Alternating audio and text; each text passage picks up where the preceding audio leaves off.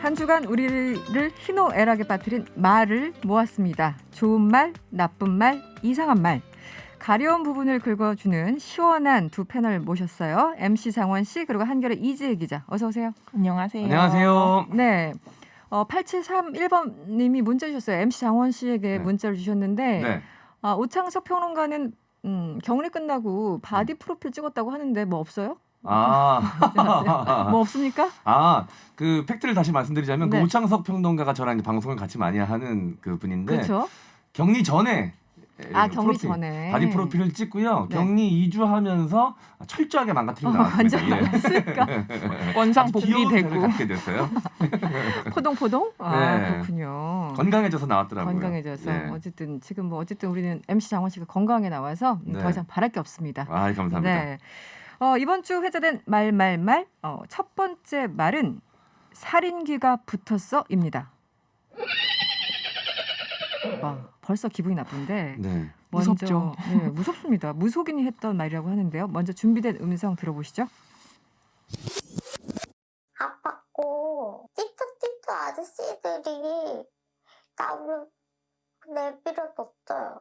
아빠는 보기만 했고 내가 만든 거 다 보고도 그냥 가만히 있었고 엄마는 틈만 나면 때렸어요. 정인이와의 영적 대화에서 너무나 큰 충격을 받았고 이 영상을 공개하게 되었습니다. 나는 언니 장난감이었어. 언니가 나 뾰족한 걸로 찔렀었어. 무당이다 보니까 제가 빌리 그 사람의 영혼을 제 몸에 실는 거예요. 무속인 유튜버가 정인이에게 빙의했다면서 남긴 영상의 일부를 들으셨는데요. 이재 기자 어떤 상황인지 설명을 좀 해주시죠. 이 13일 유튜브에 정인아 미안해, 정인이 사건 등의 해시태그가 달린 무속인들의 영상이 올라와서 논란이 있었습니다. 네네. 제목은 양부모의 진실, 무당이 바라본 형량 이런 제목들인데요. 영상에는 정인 양을 학대한 그 양부모들에게 살인귀가 붙었다거나 정인 양을 살해한 의도가 돈이다. 혹은 다음 범죄 계획을 짜려고 한다 등의 근거는 없는 여러 그 무속인들의 주장이 담겨 있었습니다. 네. 근데 특히 한 유튜버가 그 정인 양과 영적 대화를 공개한다면서 어떤 빙의된 그 음성을 아까 잠깐 나온 그 음성이죠? 들려줬어요. 나는 아팠고 삐뽀삐뽀 아저씨들이라고 하면 경찰 아저씨들인 것 같은데 경찰이 나를 내버려뒀다라고 덧붙이면서 이야기를 쭉 했는데 이게 논란이 엄청 되니까 해당 유튜버가 그 영상을 비공개로 전환을 했습니다. 이뿐만 아니고 정인이를 이용해서 장사를 하려는 사람들도 굉장히 많아요. 그러니까요. 네. 정인아 미안해라고 써붙인 모자나 쿠션이나 담요 등의 굿즈를 판매를 하질 않나. 정인이하고 아무 관계가 없는 그 아기들 용품의 네. 그 광고에다가 정인아 미안해 해시태그를 달기도 하고요.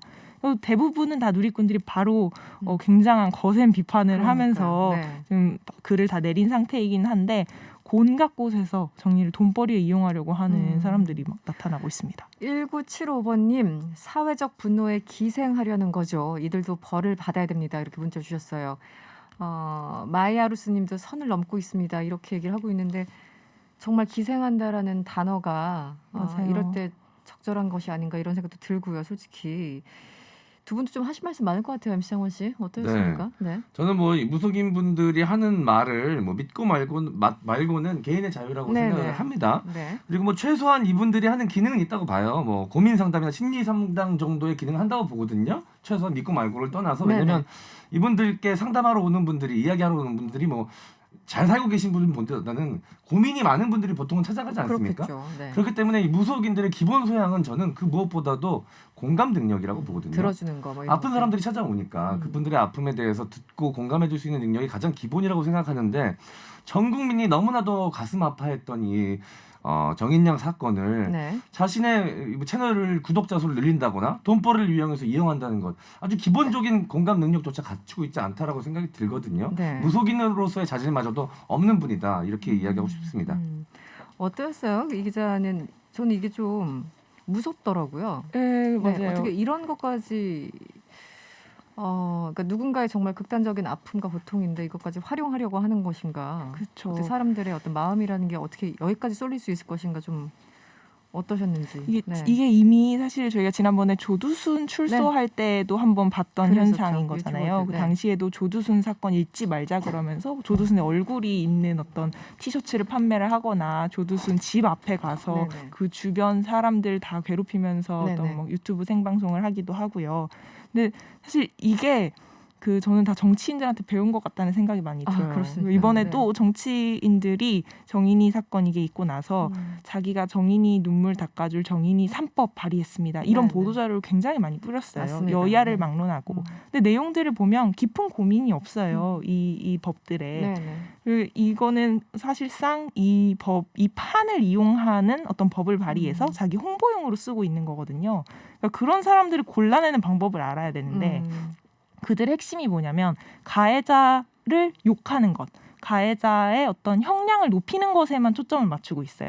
그래서 이 시스템을 고칠 생각을 안 하고 그러니까 사실 이 무속인도 똑같은 거잖아요. 그렇죠. 이 가해자들이 얼마나 나쁜 사람들인가를 더 극적으로 어떤 빙의라는 형식을 네, 통해서 네. 강조하고 있는 거니까 네네. 사실 정치인들이 이 하는 행동이 저는 더 사회 해악이 크다고 보고 이런 부분들 진짜 잘 사실은 가려주셔야죠. 시민단체나 이런 데서 이런 정인이 사건 예전부터 아주 오래전부터 문제가 있다 제도적으로 보완을 해야 된다 그쵸. 그렇게 얘기를 할 적에는 귀를 닫고 계셨는지 아니면 잠깐 안 들리셨는지 모르겠으나 이 사건 난 다음에 여야 할 것 없이 정말 법안들을 엄청나게 내는 거 보고 좀 황당하다라는 생각까지 들더라고요. 국민 한 그쵸. 사람으로서는. 물론 그 중에 좋은 법도 있긴 있겠지만 있겠지만, 시스템 전체를 개선하기 위해서는 그런 식으로 일시적인 어떤 관심으로는 안 된다. 네.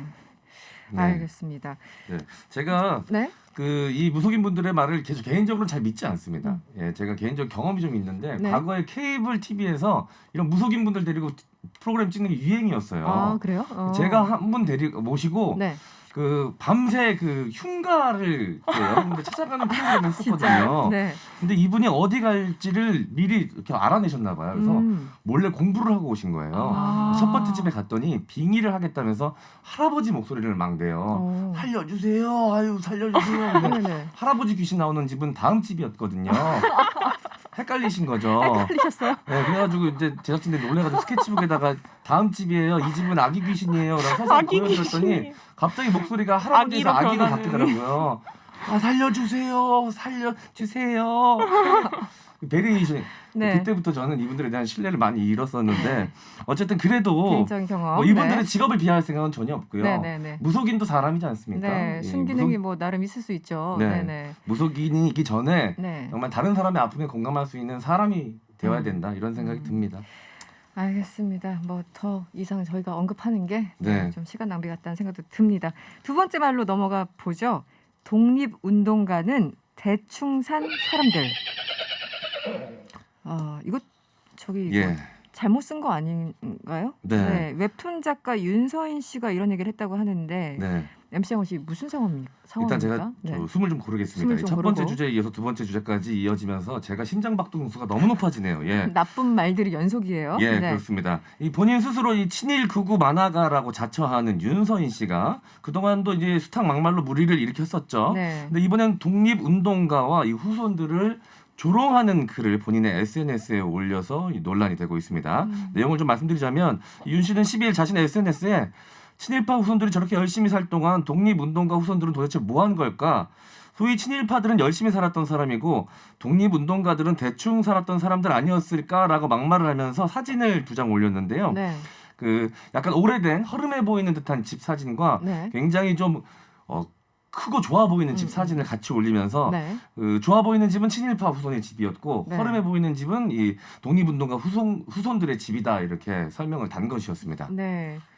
그러면서 이런 얘기가 나왔군요. 네, 그 대비되는 집 사진도 어디서 구하셨는지. 네, 아니 이 독립운동 하셨던 분들은 사실은 저희들이 말 꺼내기도 참 조심스럽고 그렇죠. 목숨 걸고 정말 활동을 하셨던 분들이잖아요. 예. 이분들이 대충 살았으면 저희들 같은 사람은 어떤 건지 그러니까요. 나태 지옥에 가야 되는 사람들인 거죠, 사실. 네. 그 정도로도 부족할 것 같습니다. 그렇습니다. 독립운동가분들께서 대충 생각하셨던 게 있었다라면 편안하고 안락한 삶 따위 대충 생각하시고 버리셨죠. 그렇죠. 그리고 독립운동하다가 붙잡힐 경우 어떤 모진 고통을 당할지 그런 무서운 상상 따위 대충 생각하시고 버리셨죠. 그렇지만 삶은 누구보다도 뜨겁게 사셨던 분들입니다. 그런데 대충 살았다는 표현을 쓰다니요. 근데 친일파 이 사람들이 열심히 산 건 사실일 것 같습니다. 열심히 다니면서 나라 팔고 민족도 팔고 양심도 판 거 아니겠습니까? 그렇죠. 그때 아이고. 번 돈으로 후손들까지 떵떵거리면 잘 먹고 잘 사는 거 아니겠습니까? 네. 이런 단면이 우리 사회에 굉장히 부끄럽고 청산되지 않은 부끄러운 역사인데 이걸 이런 식으로 받아들인다는 것 자체가 놀랍네요. 정말 놀랍습니다. 정말 어떻게 이런 생각을 할 수 있을지. 네.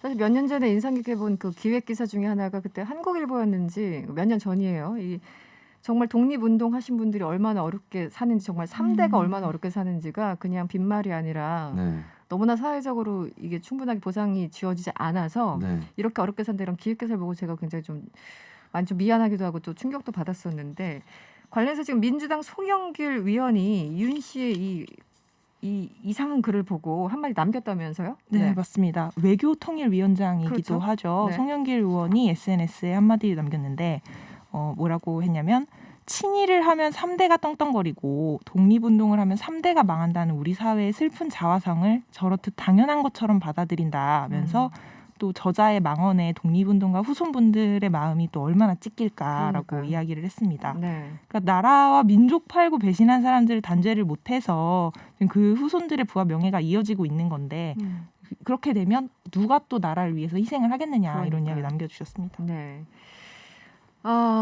이 분노 저희들이 그 좋은 말 나쁜 말 이상한 말일 때 네. 좋은 말은 없이 계속 이상한 말 나쁜 네. 말만 전달해드리고 있어서 정말 죄송합니다. 그럼에도 불구하고 또 기억을 해야죠. 이 나쁜 말들을 어떤 네. 사람들이 어떤 나쁜 말을 하는지. 네. 6184번님 집이 좋으면 열심히 산 건가요? 그러니까요. 그럼 범죄자도 부정 축제자도 존경받아야 하나요? 이렇게 일침을 가하셨고요. 1877번님 열심히 살지 않아서가 아니라 독립운동을 했음에도 단 하나의 보상도 받지 못했던 거죠. 되레 친일파에 대한 청산이 이루어지지 않았던 거고 알고나 말하세요. 윤서인 씨 이렇게 저 대신 시원한 문자를 보내주셨어요. 네. 분노한 청취자를 대신해서 네. 두 분이 또 윤 씨에게 한마디 좀 해주시면 어떻습니까? 한마디요. 한마디, 두 마디도 괜찮고요. 사요나라. 한국말로 하면 못 알아들으시는 것 같더라고요. 예. 제가 일본말을 좀 하면 일본으로 가서 사세요까지 해드리고 싶은데 그게 제 일본어가 짧아가지고 안 되고 네. 인사 말씀만 드리고 싶네요. 네. 사요나라. 국어를 못 알아듣실 거예요. 네. 친절하게. 잘못 알아들으시는 것 같아요. MC 장원 씨 너무 친절해요. 항상. 네. 네. 알겠습니다. 마지막 말로 넘어가 보죠. 가족이라면 이런 데 살게 하지는 않았을 겁니다. 네, 말소리 들으셨죠? 류호정 의원이 한 얘기인데요. 이 기자 소개 좀 해주시죠. 네, 지난해 12월 22일에 그 영하 20도에 육박하는 한파 속에서 슬픈 소식이 하나 있었는데요. 네, 네. 캄보디아 국적의 이주 노동자 누온 속행 씨가 경기도 포천의 비닐하우스 숙소에서 숨진 채 발견됐습니다. 근데 이 속행 씨가 머물던 숙소의 상태가 너무나도 네, 열악해서 저도 사진을 봤는데, 많은 충격을 네. 줬어요. 근데 사망 당일날 그 지역에 한파특보 내려질 정도로 굉장히 추웠는데 난방 장치가 제대로 작동 안 했다는 의혹이 제기가 되고 있고, 근데 이에 대한 수사는 사실 좀 지금 진전이 없는 상황입니다. 속행 씨 사인 자체는 동사는 아니고 강경화 합병증인데요. 근데 어쨌거나 이 현장에 류호정 정의당 의원이 노동계 출신이기도 하고 네. 방문을 했는데. 그 고인을 추모하고 기숙사를 둘러보고 그러고 나가기 전에 농장주에게 이런 말을 남겼습니다. 가족이라면 저는 이런 곳에 살게 하지 않았을 겁니다. 네. 이게 사실 변명의 여지가 없다는 그렇죠. 이야기인 거죠. 네. 자기 직원들을 가족과 같은 마음으로 이런 얘기를 하지만 그건 이제 빈말이고 이 숙소를 그렇죠. 보고 정말 너무 믿기지 않을 정도로 열악하다. 물론 이제 이주 노동자들에 대해서 그런 지적들이 계속 있었습니다만 전혀 개선이 되지 않고 있다는 생각이 들었고 캄보디아에서 오신 이분 얼마나 추웠겠습니까? 지금 네. 31살 굉장히 젊은 나이에 이렇게 네. 돌아가신 거예요. MC 장원 씨 어떻게 보셨어요? 제가 이제 대학교 시절 주거 불안정이 좀 심해가지고 네네. 친구네 집에 얹혀 살다가 친구가 군대 가가지고 이제 빈 집에 네. 보일러가 안 들어와가지고 한 일주일 정도를 한겨울에 살았던 적이 경험이 있었거든요. 있으시군요. 네. 너무 추웠어요. 그래서 잠을 한숨도 못 자겠더라고요. 그렇죠. 그래서 외투를 다 갖고 있는 거를 끌어다가 다 입고 덮고 깔고 잤는데도 불구하고 막 이가 다다닥다닥 부딪힐 정도로 이렇게 추웠었는데 그 기억이 나면서 한국에서 평생 살았던 저도 네. 한국의 겨울이 이렇게 추운데 그렇죠. 네. 따뜻한 나라에서 살다 오신 분인데 얼마나 추웠을까라는 생각에 일단 너무나 가슴이 아팠고요. 처음으로는. 그 다음으로는 굉장히 부끄러웠습니다. 그렇죠. 부끄러웠고 네. 저 스스로도 굉장히 반성이 됐어요. 네. 왜 요즘 K 방역, K 팝 K-무비 뭐 이런 이야기 나오면서 대한민국 국민분들께서 이런 성과들에 대한 이야기를 들으면서 본인의 일처럼 굉장히 기뻐하시지 않습니까? 네. 이게 우리가 다 공동체라는 의식이 있기 때문에 그런 거잖아요. 그런 만큼 세상에서 가장 낮은 곳, 가장 구석진 곳에서 일어나는 이런 아픔에도 많은 사람들이 함께 분노하고 함께 부끄러워하고 함께 반성해야 된다라고 생각이 듭니다. 내가 직접적으로 관련이 없더라도 그런 생각이 들고요. 왜 이렇게 길이가 일정하게 정해진 고무줄을 한쪽은 가만히 놔두고 한쪽만 쭉 더 네. 멀리 가겠다고 땡기면 네네. 언젠가는 그 고무줄 끊어지지 않겠습니까? 그렇죠. 네. 이런 모습을 보면서 물론 시작과 끝점이 같을 수는 없겠지만 함께 좀 나아지고 함께 발전해 나가는 사회가 돼야 되려면 이런 가장 구석진 곳에서의 이 권익도 함께 보호되고 환경도 나아져야 된다. 이런 깊은 반성이 들었습니다. 네, 부끄럽다는 말에 100% 공감을 하는데 사실은 뭐 우리나라 뭐 GDP 얘기하고 뭐 국격을 얘기하고 여러 가지 얘기를 하지만 보면은 외국에서 오신 분들 영하의 날씨에 난방도 없이 이거 아주 기본적인 거잖아요. 의식주에서 네. 아주 그렇죠. 기본적인 건데 인권의 문제인데 이런 농장주나 이런 사람들은 여기에 대해서 의식이 이렇게 없을 수 있나요? 그거는 뭐 굳이 가족 아니어도 그냥 모르는 사람이 그런 데서 잔다고 해도 자기 입을 갖다 줄 텐데 그렇죠. 어떤 그 숙소를 보시면서 이재 기자는 어떤 생각이 드셨나요? 일단 그 한국에서 일하고 있는 그 이주 노동자들의 처지가 거의 산호비에 다름없어요. 그래서 최저임금을 겨우 산호비. 받고 있고요. 네네네. 그리고 원래는 저희 월급을 공제할 수가 없거든요. 법적으로 사용자가 어떤 걸 공제하는 건 불법인데 이 외국인들에 한해서만 그게 가능해요. 그래서 기숙사비를 그렇게 열악한 기숙사인데도 기숙사비를 최저임금에서 한 20만 원에서 30만 원을 다달이 공제를 해서 주거든요. 나머지 돈을 준다. 네네. 그러니까 그 열악한 정말 난방도 제대로 안 되고 막 네. 우풍 돌고 이러는 곳을 한 달에 2-30만 원 내면서 살고 있는 거예요. 네. 도무지 사람이 살 수가 없는 그런 수준의 숙소에 왜 그들이 살게 되는가를 살펴보면 이주 노동자들이 한국에 와서 자기가 일하는 사업장을 바꿀 수 있는 기회가 3번밖에 없어요. 딱 3번. 네. 네. 3번을 넘어가면 이 사람들은 한국에 남을 걸 선택하지 않으면 나가야 되는 거예요.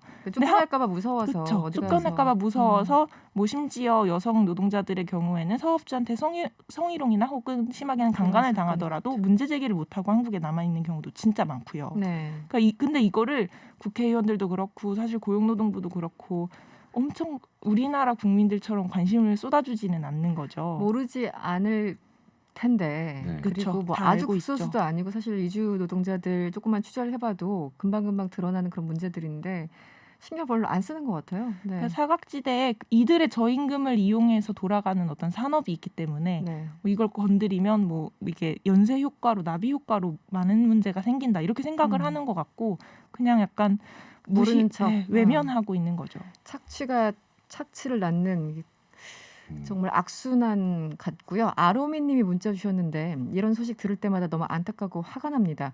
우리나라가 잘 살기 시작한 것이 언제부터였다고 우리보다 못 산다고 이렇게 학대해도 되는 건지 이렇게 문자 주셨어요. 맞아요. 네, 알겠습니다.